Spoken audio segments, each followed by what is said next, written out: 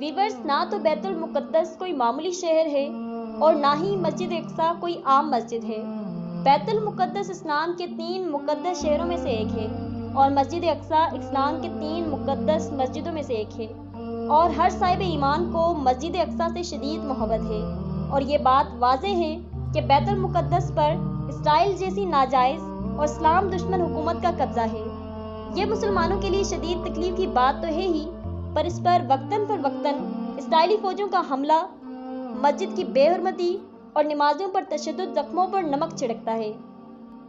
25 रमज़ान मुबारक की शब इसराइल की इस मस्जिद पर रियासती दहशतगर्दी ने दुनिया भर के अहले ईमान को बेचैन कर रखा है और मुसलमान एक लंबे अरसे से बेबसी की तस्वीर बने हुए हैं, क्योंकि इनके लिए आवाज़ उठाने वाला कोई भी नहीं है। लेकिन अब महसूस होता है कि आलम इस्लाम को अब जाकर एक पुरएतमाद आवाज़ मिल गई है। वीवर्स, आज की इस खुसूसी वीडियो में हम बताएंगे कि आखिर इसराइल ये दहशतगर्दी क्यों करता है और इसे शे कौन देता है, और अब जाकर ऐसा क्या हुआ कि इसराइल में खलबली मच गई। वीवर्स, इसराइल ना सिर्फ खुद फ़लस्तीन की ज़मीन पर कब्ज़ा करके बनाया गया है, बल्कि फ़लस्तीन के बचे खुचे इलाके को भी इस नाजायज़ हुकूमत ने कब्ज़े में ले रखा है। और इन्हीं इलाकों में एक इलाका मशरिकी बैतुल मुक़द्दस भी है, जहां मस्जिद अक्सा वाक़े है।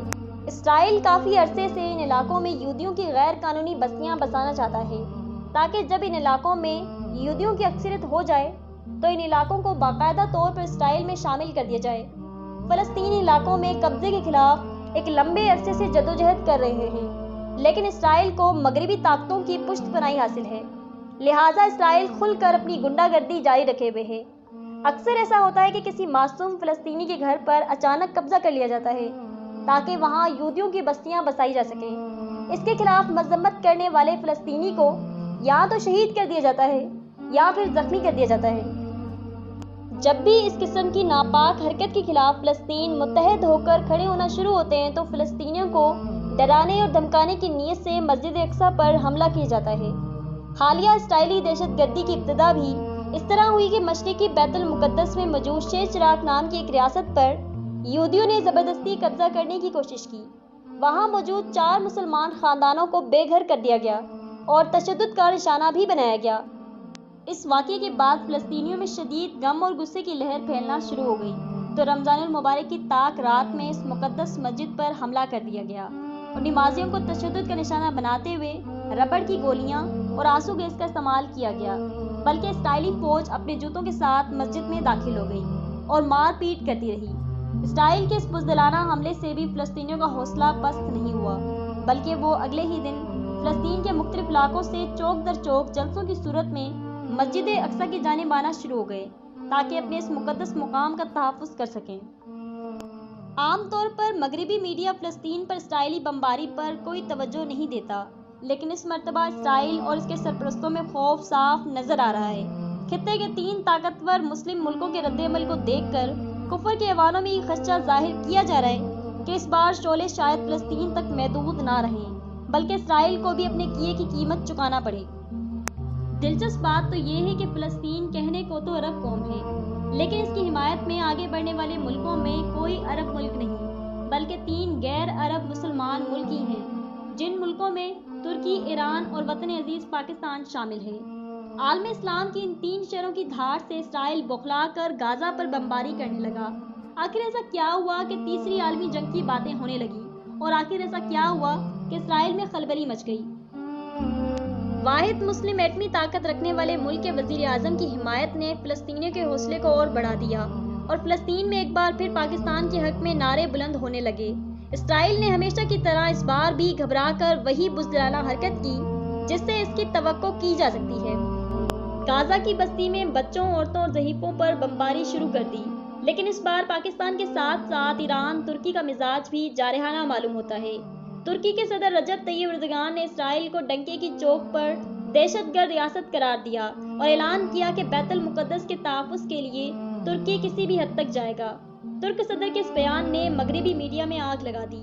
तेजी से बढ़ती हुई आलमी मौशी ताकत और एक न्यूटो रुकन का ये बयान इसराइली कायदीन के सर पर बॉम्ब बन के गिरा। فلسطینیوں کا حوصلہ ان کی یقین دہانیوں سے اور بلند ہو گیا۔ ناظرین، ترکی اور پاکستان اکیلے نہیں بلکہ اسرائیل کا روایتی دشمن ایران نے بھی ان دونوں سے بڑھ کر عملی اقدام کیا۔ اسرائیل کے ہمسایہ ملک شام میں ایرانی فوج اور عسکری تناصب عرصے سے موجود ہیں۔ ایران نے شام سے اسرائیل سرحد پر سینکڑوں راکٹ تاک کر بزدل اسرائیلی لیڈروں کو یہ پیغام دیا: مرد کے بچے ہو تو نہتے فلسطینیوں سے لڑنے کے بجائے ہم سے لڑو۔ اسرائیل کی میڈیا میں ایران کے اس اقدام سے آہو پکار مچی ہے، لیکن اسرائیلی فوج کی جوابی کارروائی کی ہمت نہیں ہو رہی۔ دراصل اسرائیل گزشتہ 2 برس سے شدید سیاسی بحران کا شکار ہے۔ 2 سال میں 4 بار الیکشن ہو چکے ہیں، لیکن کوئی پارٹی اسرائیلی پارلیمان میں اکثریت حاصل نہیں کر سکی اور نہ نامولود حکومت کے لیے اتحاد بنا سکی۔ انتہا پسند جماعت سے تعلق رکھنے والے اسرائیلی وزیر اعظم بنجامن نیتن یاہو اقتدار کی ہوس میں کرسی سے چمٹا ہوا ہے۔ اس پر کرپشن کے متعدد مقدمات بھی چل رہے ہیں، لیکن اسے پھر بھی شرم نہ آئی اور یہ کسی بھی قیمت پر وزیر اعظم رہنا چاہتا ہے تاکہ وہ اپنے خلاف ہونے والی تحقیقات پر اثر انداز ہو سکے۔ یہی وجہ ہے کہ اس موقع پر وہ بھارتی وزیر اعظم کی طرح جنگی جنون کو ہوا دینے کی کوشش کر رہا تھا۔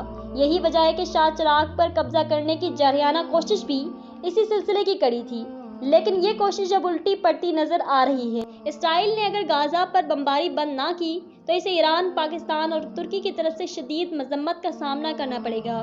ایران، ترکی اور پاکستان کا موڈ اور چائنا اور روس کی طرف سے اس ملک کو حاصل پشت پناہی کو دیکھتے ہوئے کہا جا سکتا ہے کہ اگر غزہ اور فلسطین اور دیگر علاقوں پر بمباری بند نہ کی تو دنیا تیسری عالمی جنگ کی طرف جا سکتی ہے، جس کے لیے اسرائیل کے سرپرست مغربی ملک اس وقت بالکل بھی تیار نہیں۔ دوسری طرف اگر اسرائیل نے فلسطینیوں کی اس مذمت کو کچلنے کی کوشش نہ کی اور ایران، ترکی اور پاکستان کو مؤثر جواب نہ دیا تو اسرائیلی مذہبی اور قومی شدت پسندوں میں وزیر اعظم نیتن یاہو کی مقبولیت کو شدید نقصان پہنچے گا، اور یہی شدت پسند نیتن یاہو کی پارٹی کا ووٹ بینک ہے۔ ویورز، ایران، ترکی اور پاکستان سمیت کئی مسلم ممالک زمینی حالات کے مطابق فلسطینیوں کی حمایت اور معاونت کر رہے ہیں، لیکن افسوس کہ عرب ممالک اس حوالے سے مکمل بے حس اور خاموش نظر آتے ہیں۔ حالانکہ فلسطین ایک عرب ملک ہے اور فلسطینی عرب ہیں، یہ اس بات کا ثبوت ہے کہ دین محمد کے تعلق کے مقابلے میں زبان اور نسل کے رشتے اس قدر کمزور ہوتے جا رہے ہیں۔ یہاں ہم آپ کو یہ بھی یاد دلاتے چلیں کہ 900 سال قبل فلسطین کو صلیبیوں سے آزاد کرانے والے مرد مجاہد صلاح الدین ایوبی رحمۃ اللہ علیہ بھی عرب نہیں بلکہ غیر عرب مسلمان تھے۔ لگتا ہے کہ اس بار بھی اعزاز کسی عربی کو نہیں بلکہ عجمی کو حاصل ہوگا۔ اللہ تعالیٰ عالم اسلام، بالخصوص فلسطین اور فلسطینیوں کے مددگاروں کی مدد فرمائے اور حفاظت فرمائے۔ آمین۔